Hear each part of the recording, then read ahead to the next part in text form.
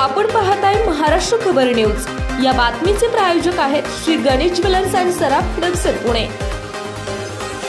नमस्कार, मी सुद्धा महाराष्ट्र खबर न्यूज मध्ये आपलं सगळ्यांचं स्वागत। महायुती सरकारने महिलांना एसटी प्रवासात 50% सवलत देण्याची घोषणा केली। सरकारच्या या निर्णयाचा फायदा आजही महाराष्ट्रातील करोडो महिला घेत आहेत। निम्म्या पैशात तिकीट मिळत असल्याने तासनतास महिला एसटी बसची आतुरतेने वाट बघत असतात, परंतु आता याच महिलांना सरकारने जोरदार धक्का दिलाय।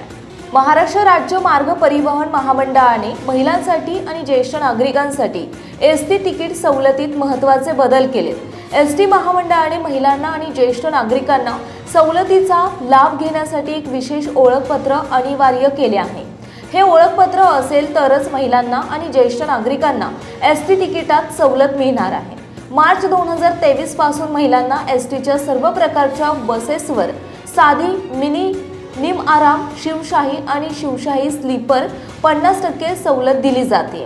ही सवलत अजूनही कायम आहे, परंतु त्याच्यासाठी यापूर्वी महिलांना आणि ज्येष्ठ नागरिकांना आधार कार्ड दाखवणे गरजेचे होते। आधार कार्ड नसेल तर 50% सवलतीचा लाभ मिळत नव्हता। आता मात्र एसटी महामंडळाने राज्य परिवहन महामंडळाचे अधिकृत ओळखपत्र असणे अनिवार्य केले आहे। एसटी महामंडळाकडून हे ओळखपत्र दिले जाणार असून यासाठी महिलांना आणि ज्येष्ठ नागरिकांना लवकरात लवकर हे ओळखपत्र बनवावे लागणार आहे। जर तुमच्याकडे हे विशेष ओळखपत्र नसेल तर तुम्हाला एसटी प्रवासात 50% सवलतीचा लाभ मिळणार नाही। तुम्हाला प्रवासाचे संपूर्ण तिकिटाचे पैसे द्यावे लागतील। शासनाकडून सुरू करण्यात आलेल्या सवलतींचा भाग योग्य व्यक्तींपर्यंत पोहोचविण्यासाठी एसटी महामंडळाने हा निर्णय घेतला असल्याचं बोललं जात आहे। सवलतींचा गैरवापर टाळण्यासाठी महामंडळाकडून अधिकृत ओळखपत्र जारी करण्यात येणार आहे।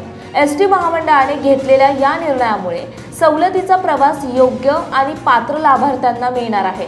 तसेच यामुळे योजना अधिक प्रभावी, पारदर्शक आणि व्यवस्थित राबवता येणार आहे, असा विश्वास एसटी महामंडळाला वाटत आहे। आपण पाहताय महाराष्ट्र खबर न्यूज। या बातमीचे प्रायोजक आहेत श्री गणेश ज्वेलर्स अँड सराफ दक्षिण पुणे।